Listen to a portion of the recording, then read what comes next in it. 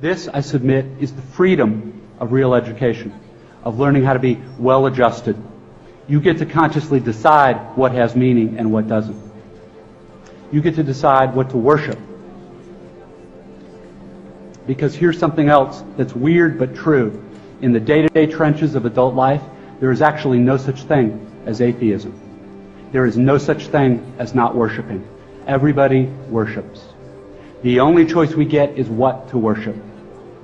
And a compelling reason for maybe choosing some sort of God or spiritual type thing to worship, be it JC or Allah, be it Yahweh or the Wiccan Mother Goddess or the Four Noble Truths or some inviolable set of ethical principles, is that pretty much anything else you worship will eat you alive.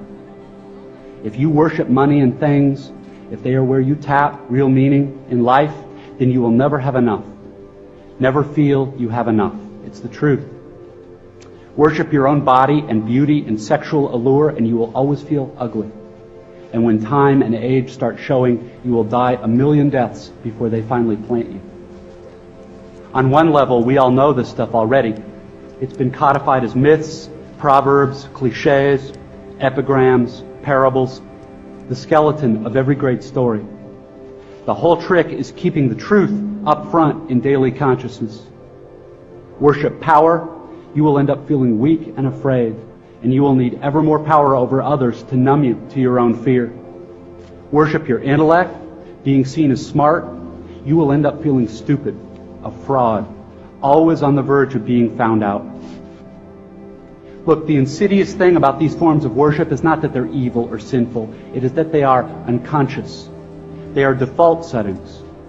They're the kind of worship you just gradually slip into, day after day, getting more and more selective about what you see and how you measure value without ever being fully aware that that's what you're doing. And the so-called real world will not discourage you from operating on your default settings, because the so-called real world of men and money and power hums merrily along on the fuel of fear and anger and frustration and craving and the worship of self.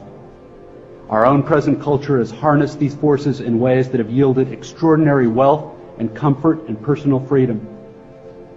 The freedom all to be lords of our own tiny skull-sized kingdoms, alone at the center of all creation.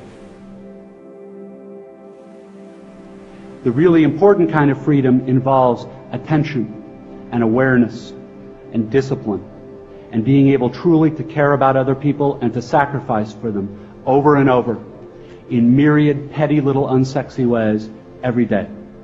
That is real freedom. That is being educated and understanding how to think.